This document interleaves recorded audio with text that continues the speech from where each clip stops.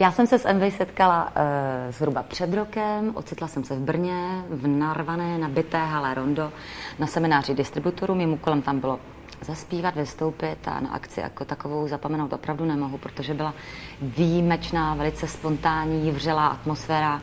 Nechci říct neopakovatelná, protože já bych si přála, aby se takové zážitky pochopitelně opakovaly, ale mně se tam opravdu vystupovalo velice dobře, já jsem se tam cítila báječně, protože jsem se ocitla mezi lidmi, kteří ví, proč tu práci dělají. Zřejmě je velice baví a já tomuto přístupu velmi rozumím a každému jako přeji.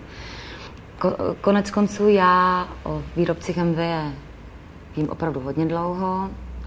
Výrobky osobně používám, kupuji si.